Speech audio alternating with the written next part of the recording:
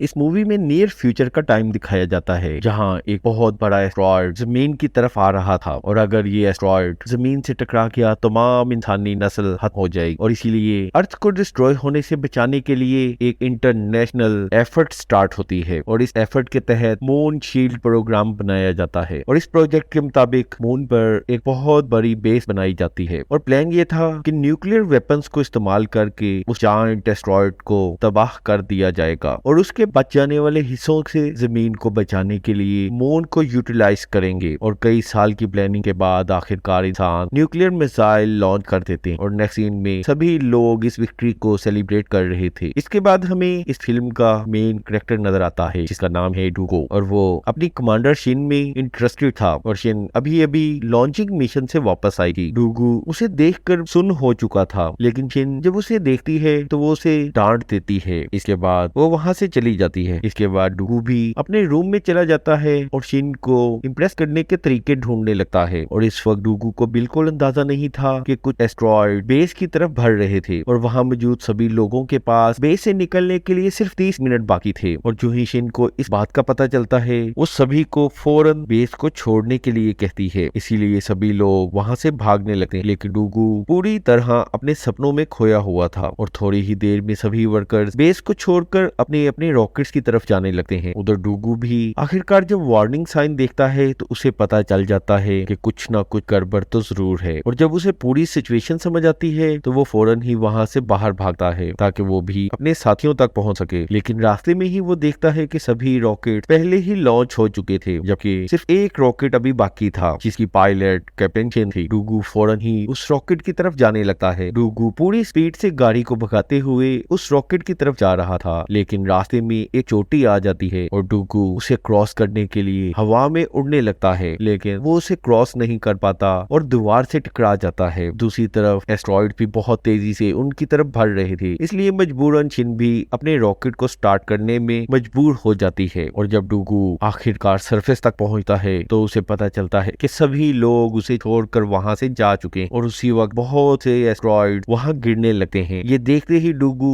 अपनी जान बचाने के लिए भागने लगता है और वो उन रॉक से बचने की कोशिश कर रहा था जो वहां तबाही मचा रहे थे लेकिन अचानक ही रॉक उसके सामने गिरता है और वहां एक ब्लास्ट होता है लेकिन लकीली डूगू इस ब्लास्ट से बचने के कामयाब हो जाता है और उसी वक्त उसे वहां एक होल नजर आता है और वो अपनी जान बचाने के लिए उसमें छुपने के लिए उसकी तरफ भागने लगता है लेकिन उसी वक्त एक और ब्लास्ट आता है और वो हवा में उड़ता हुआ दूर जा गिरता है और बेहोश हो जाता है। इसलिए उसे पता नहीं चलता कि मून के ऊपर एक बहुत बड़ा एस्ट्रॉयड मौजूद था जो अब अर्थ की तरफ बढ़ रहा था और थोड़ी देर बाद जब डूगू होश आता है तो वो फौरन ही खड़ा हो जाता है और इसके बाद वो अर्थ को देखते हुए अपने साथियों पर चिल्लाने लगता है क्योंकि वो उसे अकेला वहीं पर छोड़कर चले गए थे। लेकिन उसी वक्त उसे पता चलता है कि एक एस्ट्रॉयड अर्थ को हिट करने वाला है और थोड़ी ही देर में जब वो एस्ट्रॉयड अर्थ से टकराता है तो एक बहुत बड़ा धमाका होता है जिसे अर्थ की सरफेस पूरी तरह डिस्ट्रॉय हो जाती है और अर्थ एक आग के गोले की तरह नजर आने लगती है और ये देखकर डूगू जो मून पर अकेला रह गया था बिल्कुल होपलेस हो जाता है और अब उसके पास वापस बेस में जाने के अलावा कोई और ऑप्शन नहीं बचा था। बेस में वो हर तरफ कांटेक्ट करने की कोशिश करता है लेकिन उसे कहीं से भी कोई रिप्लाई नहीं आता और जल्द ही उसे ये एहसास हो जाता है कि वो इस पूरी यूनिवर्स में अकेला रह गया है और ये सुनकर वो बहुत ज्यादा गमगीन हो जाता है और अपने मरने वाले सभी दोस्तों को याद करने लगता है। हमारी कैप में आज हम जिस फिल्म की बात करेंगे उसका नाम है मून मैन और ये कैसे आदमी की कहानी है जो मून पर अकेला ही रह गया था। तो फिल्म की तरफ चलते हैं लेकिन उससे पहले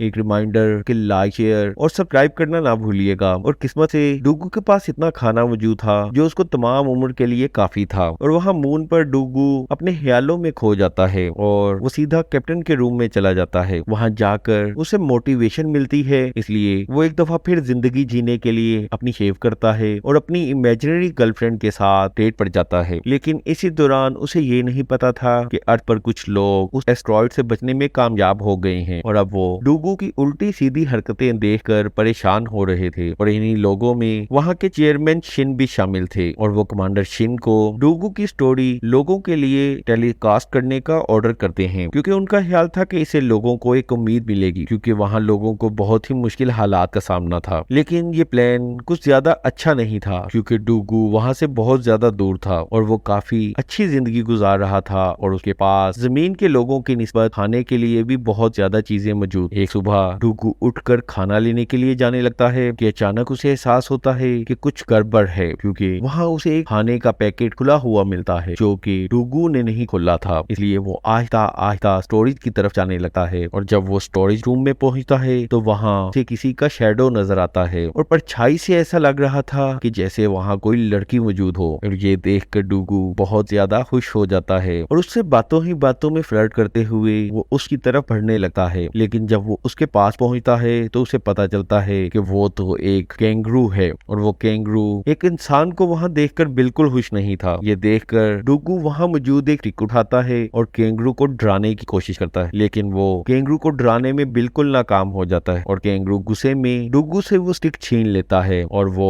उसकी स्टिक को पकड़कर मरोड़ देता है। इसके बाद वो कैंगरू डुगू को इतना मारता है कि उसकी इमेजिनरी गर्लफ्रेंड भी उसे पहचान नहीं पाती। लेकिन डुगू भी कैंगरू से इतनी जल्दी हार मानने के लिए तैयार नहीं था, इसलिए वो एक नया प्लान बनाता है और कैंगरू को काम डाउन करने की कोशिश करता है और आखिरकार वो कैंगरू को ट्रिक करने में कामयाब हो जाता है। लेकिन जो ही कैंगरू को ये पता चलता है कि ये तो सब कुछ नकली है तो वो गुस्से में डुगू को जोरदार किक करता है और डुगू दूर जा गिरता है और बार बार कैंगरू से हारने के बावजूद डुगू उससे जंग जारी रखने का प्लान बनाता है। इसलिए वो अपनी एक खास किस्म की मशीन गन बाहर निकालता है और उसे कैंगरू पर फायरिंग शुरू कर देता है और इस मशीन गन से बहुत सी गॉल्फ बॉल्स निकलती हैं और वो कैंगरू को वहां से भागने पर मजबूर कर देते हैं। लेकिन जल्द ही कैंगरू वापस फाइट बैक करने का फैसला करता है और वो डुगू को ऐसे ट्रैप करता है कि उसके पास भागने की ऑप्शन ही नहीं बचती और आखिरकार गुस्से में डुगू कैंगरू को स्लैप करता है, जिसके बाद कैंगरू गुस्से में डुगू को जोरदार किक मारता है और वो उड़ता हुआ दूर जा गिरता है। लेकिन फौरन ही डुगू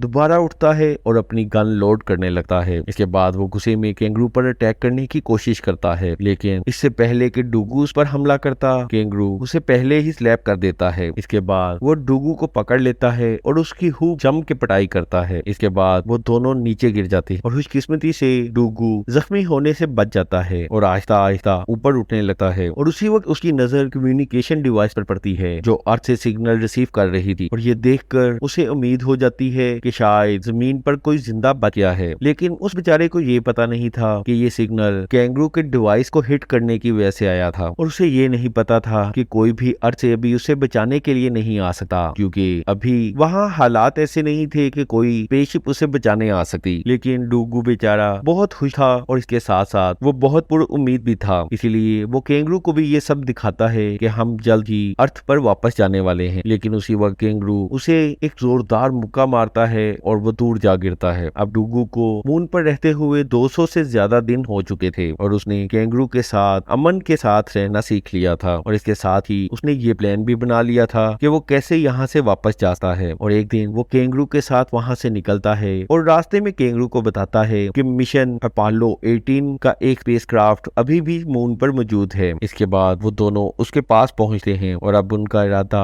उस स्पेसक्राफ्ट को यूज करते हुए वहां से निकलने का था और इसीलिए वो उसे अपनी बेस पर ले आते हैं और डुगू उसे रिपेयर करने के मिशन पर लग जाता है और आहिस्ता आहिस्ता वो उसके सभी ब्रोकन पार्ट्स को चेंज कर देता है। लेकिन आखिर में उसे एक बड़ी मुश्किल का पता चलता है और वो मुश्किल ये थी कि ये स्पेसशिप सिर्फ 20 पाउंड वजन ही ले जा सकता था, इसलिए उन्हें इसे स्टार्ट करने के लिए एक डिफरेंट सिस्टम की जरूरत थी और खुशकिस्मती से न्यूक्लियर वेपन का प्रोटोटाइप अभी तक मून पर ही मौजूद था और अब उन्हें उस प्रोटोटाइप को रिट्रीव करना था ताकि वो उसे फ्यूल हासिल कर सके। इसलिए वो दोनों बाहर आते हैं और मून के दूसरी तरफ मौजूद रिसर्च बिल्डिंग की तरफ जाने लगते हैं। अर्थ पर मौजूद लोग भी डुगू के न्यूक्लियर वेपन वाले प्रोग्राम को देख पा रहे थे और वो नहीं चाहते थे कि डुगू ऐसा करे और उसी वक्त पता चलता है कि डुगू की गाड़ी सिर्फ सोलर एनर्जी से चल सकती और लूनर साइकिल के हिसाब से सूरज की रोशनी सिर्फ 14 दिन ही चांद पर पहुंचती थी और इस वजह से वो गाड़ी सिर्फ 6000 किलोमीटर ही चल सकती थी। लेकिन रिसर्च बिल्डिंग 8000 किलोमीटर दूर थी, इसलिए डुगू रास्ते में ही फंस सकता था और सर्दी की वजह से उसकी डेथ भी हो सकती। लेकिन कैप्टन चिन का ये ख्याल था कि वो लोग मिसकैलकुलेशन कर रहे हैं क्योंकि डुगू उसके बिल्कुल ऑपोजिट डायरेक्शन में जा रहा था और उसका प्लान जल्द ही सूरज की रोशनी तक पहुंचने का था और जैसा कि मून 16 किलोमीटर पर आवर की स्पीड से रोटेट करता है, इसलिए उसे मिशन मुकम्मल करने के लिए 41 डेज चाहिए थे और डुगू उस तरफ बड़ी तेजी से जा रहा था जैसे कि वो सूरज के साथ रेस लगा रहा हो और इस दौरान वो सिर्फ 4 घंटे के लिए सोता था और कैंगरू उसे टाइम पर जगा देता था। लेकिन इतनी टफ रूटीन से अब वो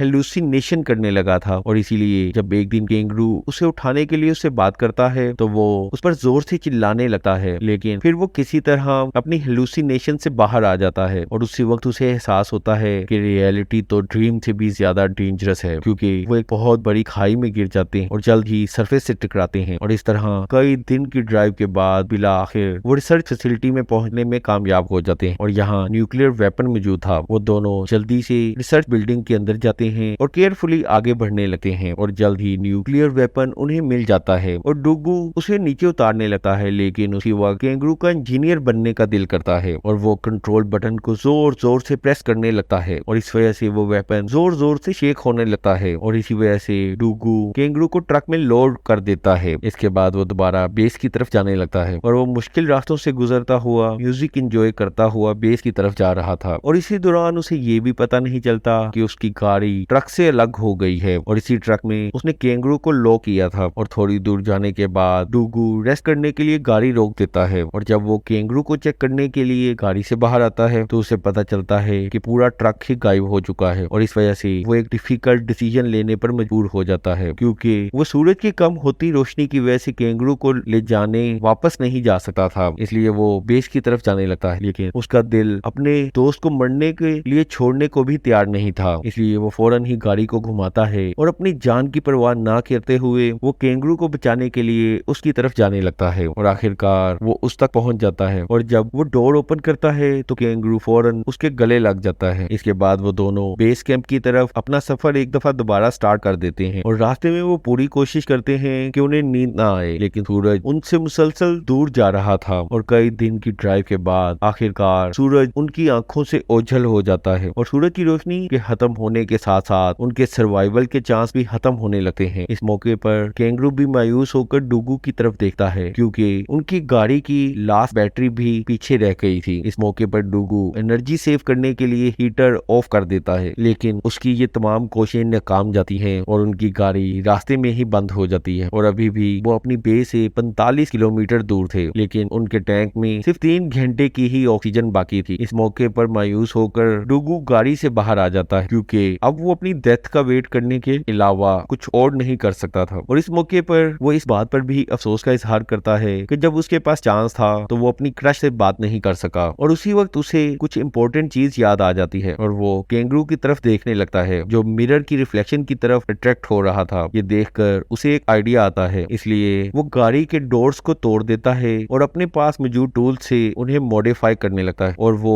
उन डोर से एक स्लेज बनाता है और उन्हें कैंगरू के साथ अटैच कर देता है। इसके बाद वो अपनी लाइट बीम का फोकस कैंगरू के सामने कर देता है और कैंगरू उस लाइट को पकड़ने के लिए आगे बढ़ने लगता है और डुगू उसके साथ साथ स्लाइड करने लगता है। इसके बाद वो दोनों तेजी से बेस कैंप की तरफ बढ़ने लगते हैं और उसी वक्त उनके सामने एक बहुत बड़ी खाई आ जाती है, लेकिन डुगू कैंगरू को बगैर किसी डर के जंप करने के लिए कहता है और इसके बाद वो दोनों जल्द ही हवा में उड़ने लगते हैं। और इसी दौरान डुगू अपने गैस टैंक को खोल देता है, जिससे वो उड़ते हुए उस खाई को क्रॉस करने में कामयाब हो जाते हैं। डुगू आखिरकार उस न्यूक्लियर वेपन को बेस कैंप तक लाने में कामयाब हो जाता है। इसके बाद वो अपनी विक्ट्री को सेलिब्रेट करने लगता है, लेकिन उसे बिल्कुल एहसास नहीं था कि एक दूसरा एस्टेरॉयड उनकी तरफ बहुत तेजी से बढ़ रहा है। और थोड़ी देर बाद जब डुगू रॉकेट को मॉडिफाई करने का प्लान बना रहा था तो वो नोटिस करता है कि सिग्नल दोबारा स्टेशन पर सेंड हो चुका था, जिसकी वजह से वो खुश हो जाता है। लेकिन उसी वक्त वो कैंगरू को वाइल्ड के साथ खेलते हुए देखता है और उसी वक्त उसे पता चल जाता है कि पहले वाले सिग्नल्स भी इस सिग्नल की तरह फेक थे। और ये देखकर वो बहुत ज्यादा मायूस हो जाता है, क्योंकि उसे एक दफा फिर ये लगने लगा था कि वो इस दुनिया में अकेला इंसान है जो जिंदा है। दूसरी तरफ अर्थ पर भी लोग डुगू की मायूसी को नोटिस कर लेते हैं और वो ये डिसाइड करते हैं कि वो सब मिलकर डुगू को ये रियलाइज करवाएंगे कि डुगू अकेला नहीं है। इसलिए सभी लोग एक जगह पर इकट्ठे होते हैं और वो सब अपनी लाइट्स का रुख मून की तरफ कर देते हैं। और जब डुगू प्लेनेट की तरफ देखता है तो उसे अपनी आंखों पर यकीन ही नहीं आता कि ह्यूमैनिटी अभी भी बाकी है। ये देखकर वो बहुत इमोशनल हो जाता है और रोने लगता है। इसके बाद डुगू अपने रिसीवर को रीएडजस्ट करने में कामयाब हो जाता है और अब वो अर्थ पर मौजूद अपने दोस्तों को देख सकता था, जिनमें कैप्टन चिन भी शामिल थी, और उन्हें देखकर वो खुशी से रोने लगता है। इसके बाद सभी लोग एक साथ काम करना स्टार्ट कर देते हैं ताकि वो किसी तरह उस रॉकेट को रीअसेंबल कर सकें और डुगू को वापस लाया जा सके। और जल्द ही वो सब मिलकर उस रॉकेट को न्यूक्लियर फ्यूल की मदद से रीएडजस्ट करने में कामयाब कामयाब हो जाते हैं, जिसके बाद वो दोनों वापस अर्थ पर जाने के लिए तैयार हो जाते हैं और अब वो वहां से निकल पड़ते हैं। लेकिन उन्हें इस बात का बिल्कुल अंदाजा नहीं था कि दूसरा एस्ट्रॉयड भी जमीन की तरफ बढ़ रहा है। डूगू आखिरकार ऑर्बिट तक पहुंचने में कामयाब हो जाता है, जिसकी वजह से सभी लोग सेलिब्रेट करने लगते हैं। इसके बाद डूगू उस रॉकेट को स्पेस स्टेशन के साथ अटैच करने में कामयाब हो जाता है और जिस वक्त वो वहां से लॉन्च करने लगता है तो कैप्टन को एक बैड न्यूज मिलती है कि सेकंड एस्ट्रॉयड उनकी तरफ बढ़ रहा है और यहाँ पता चलता है कि वो जायंट रॉक पहले वाले एस्ट्रॉयड का ही हिस्सा है जो कि उसे टूट गई थी और अब ये जायंट रॉक अर्थ की तरफ बढ़ रही थी। उस वक्त उन्हें ये एहसास होता है कि अगर कोई इंसान इस वक्त उन्हें बचा सकता है तो वो सिर्फ और सिर्फ डूगू है, क्योंकि उसके पास न्यूक्लियर वेपन मौजूद था। लेकिन इसका मतलब ये था कि डूगू का बच पाना बहुत मुश्किल होता था। कैप्टन चेन डूगू को ये न्यूज देने का फैसला करती है और हैरानकुन तौर पर डूगू फौरन ही इस मिशन के लिए मान जाता है, ये जानते हुए भी कि उसे अपनी लाइफ को सेक्रीफाइस करना था। दूसरी तरफ अर्थ पर मौजूद सभी लोग अपने शेल्टर्स में वापस चले जाते हैं। इधर डूगू कैंगरू को गुड बाय कहता है और उसे